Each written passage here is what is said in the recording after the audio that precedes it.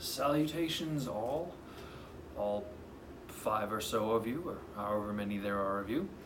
So, I'm going to be continuing this month with some basic elements that everyone can apply, specifically because, again, it's January and everyone's starting anew, or some people are starting for the very first time. So, taking advantage of that new mindset to where people can get started off on the right foot. So the first thing I'm going to be talking about is how strength is a priority for everyone, regardless of your goals. We're not all going to be pretty forever. Just look at me as an example. So when the cosmetics fade and you aren't all about how pretty you look for your Instagram pictures or whatnot, what's going to be left is whatever solid foundation you built for yourself. And a foundation built on strength is going to last you much longer than any 20-minute EABS workout or whatever the infomercials are preaching nowadays. So good old-fashioned strength is the foundation that lasts. So regardless of your goals, be they cosmetic or cardio, or even if you just want to be functional, which is another word I'd like to get into in a bit here, strength should be your priority. So now, what does a proper strength training program look like? The unfortunate thing about that is it's going to involve a little bit of boredom, because obviously you're going to be lifting more, so you're going to be resting a little bit longer. I like to use the time between for generally reflection, analyzing what I might have done wrong in the prior sets, just generally psyching myself up with the metal as far as music goes, to get myself into the mindset, or if party music gets you into it, that's fine too, whatever works for you. So that's one of the concepts you're going to have to understand right away, is that you're not going to be resting 30 seconds and go, 30 seconds and go, 30 seconds and go. Real strength takes time. You have to let your storage of ATP and glycogen and all that fun scientific stuff build up, because while you are going for a shorter time, you're also lifting more weight, you're recruiting more muscle fibers, you are expending more energy, whether you actually feel it or not. Although if you're once you get up into lifting pretty heavy, you're definitely going to feel it, even if it's just a couple of reps, especially for your big boy exercises, your squats, your deadlifts, what have you.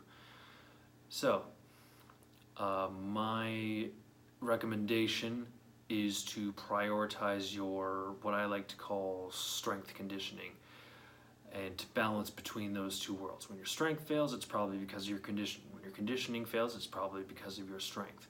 So know when you're failing in one so that you can prioritize the other.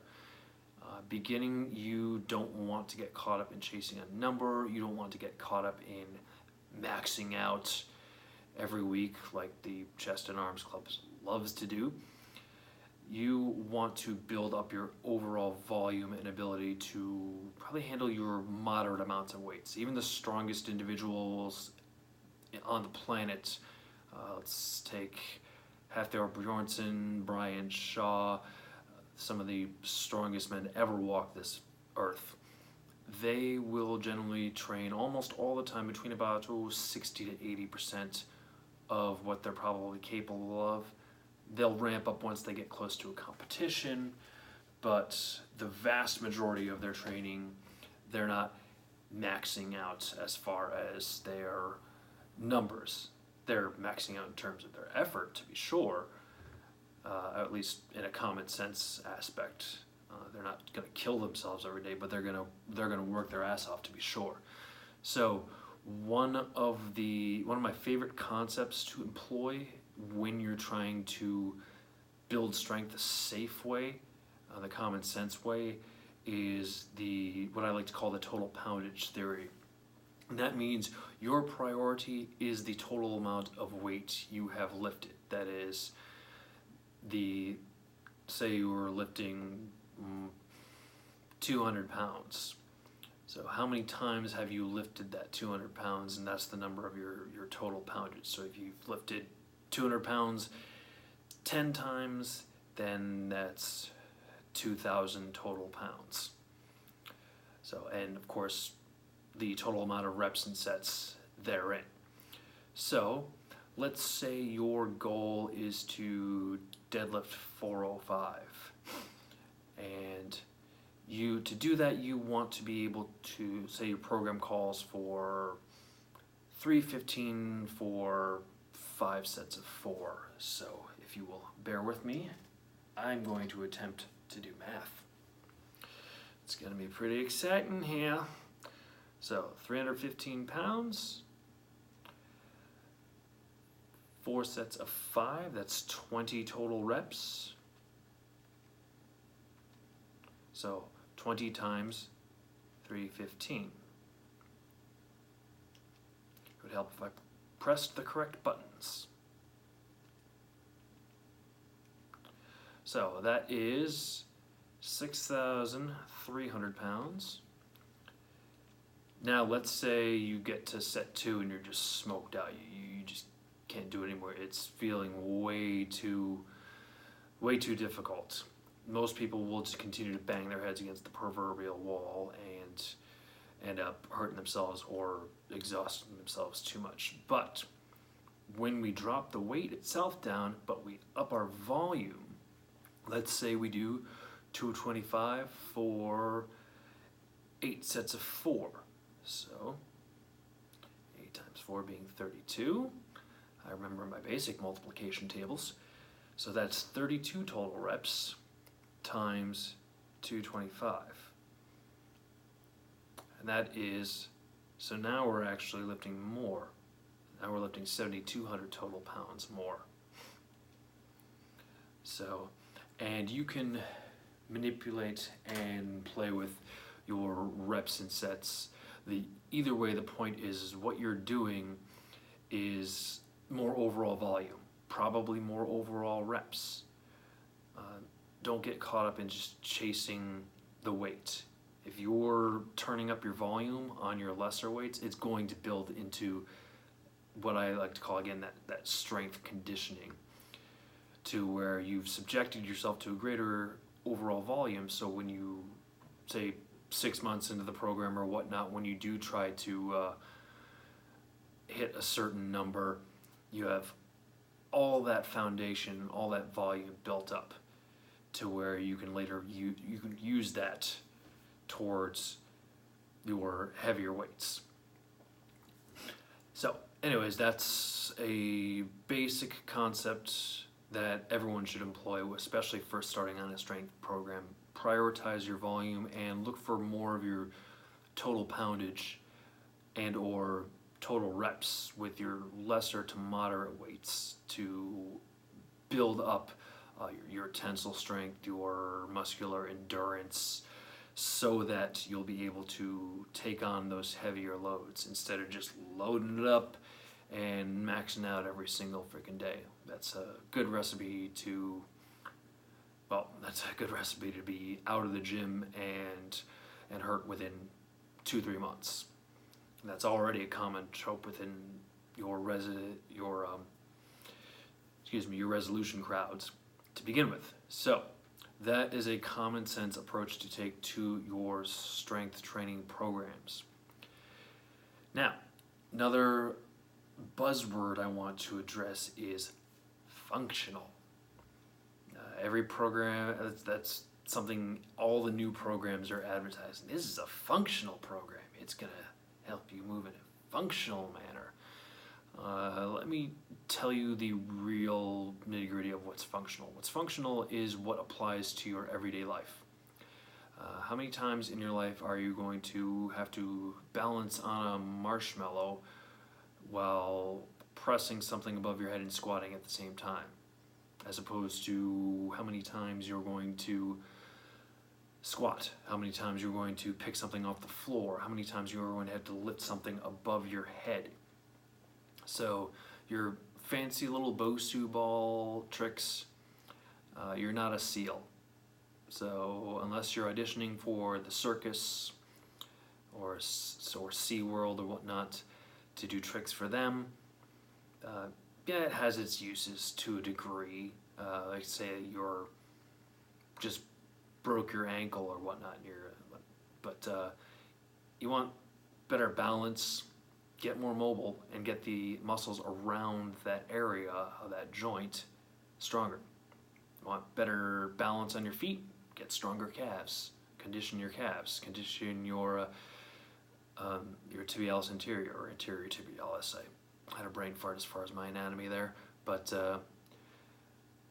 if you get the muscles around the joint stronger, you'd be surprised as how much more stable that joint is. And is not joint stability one of the main keys to balance? So I'm not for all those fancy Bosu ball tricks and one-legged hopscotch stuff that I see in the gym. Just keep it simple, and if you acquire better balance, then work on those smaller muscles that, well, nobody ever really works. How many times you see somebody working their calves in the gym? Things such as that. Either way, functional is squats, functional is deadlifts, functional is overhead press, cleans, your basic power and Olympic movements and the things that support them. That's never changed. So those are the exercises you should be making a priority. This also ties into strength. Real strength is built from your big compound lifts. It's okay if you can't do them just yet, or you need to do modifications thereof. Maybe you need to start deadlifting with a kettlebell that's 6 inches off the ground on a box. As long as you're pursuing those basic strength movements, I promise you, you are getting better at functional movements. Functional is your day-to-day. So keep that in mind the next time someone's trying to jazz up some fancy schmancy program by talking about how functional it is. So if it's not involving things such as squats, deadlifts, overhead presses, cleans, push-ups, pull-ups, then it's probably just it's the equivalent to parlor tricks in the gym. They're nice and fancy and flashy, and everyone looks at them and says, "Ooh, look at that! It's so fancy. It's functional." No, it's not. It's just a trick. You want to pursue that, fine, but don't get it twisted. Don't think that it's functional. And last but not least, I'm going to address finding the right partner. The majority of the partnerships I see in the gym are mismatched. Maybe it's some guy working out with his girlfriend and he's benching 225 and she's spotting him, all 115 pounds soaking wet of her. My good saying to keep in mind is, if you can't squat it, don't spot it. Now, obviously that only mentions squats, but I think you gather the concept. If you can't do that weight yourself, you have no business spotting anybody on it. So finding the right partner is crucial. Now, the guys, girlfriends, husbands, wives, boyfriends, etc. You want to work out together, that's fine, but make sure your goals align. Make sure you are make sure one's not going after being a marathoner and the other one's going after being a power lifter. And make sure you are, most importantly, of similar mentalities. It's not a date, it is a workout partnership. It's supposed to be mutually beneficial towards that end. If you're sitting around for 10 minutes gossiping and flirting with each other, you're not doing either one any good, and you're probably better off working out alone. I myself have worked out alone the vast majority of my time in gyms. Finding a proper workout partner is hard. So same mentality, same type of goals, and also interested in the same type of programs and exercises therein. Again, if you're going for, say, a power lifter, you don't need to be doing a bunch of burpees just because your girlfriend or boyfriend wants to do them. So those are a few things you need to look for as far as finding the right partner. They need to be someone who progresses your goals, not someone who you're carrying or who they're going to have to carry you. In fact, even though I said you don't want someone who's had too much discrepancy in terms of their abilities, a small discrepancy is actually kind of what works the best, and where, say, you're better in squats and they're better in deadlifts, which was actually exactly what was the case with it's probably the best workout partner I've ever had. It was a coworker, and we had the same goals, we had the same mentalities. He was a former freaking jarhead, so naturally and a grunt as well, so naturally we got along great. But we had the same mentality towards working out. We were all about getting intense, getting after it, high volume, heavy weights, and we had the foundation. We both had the foundation in order to handle that. He pushed me in terms of squats because he was a better back squatter than I am. And I pushed him in terms of deadlifts because I was a better deadlifter than him. But all the parameters in general were the same. So, same goals, same mentality, same type of exercises and programs. And of course, we got along in general as coworkers and fellow jarheads. So those are the parameters that you want to address if you're the type who wants or needs a partner. Make sure it's someone where all those things align. So I have run my mouth enough, I'd say. So I'll bid you a good evening, good day, and again, resolutioners, I hope you're sticking with it. I hope you're showing up, and do the unconventional to become the unbelievable. Take care.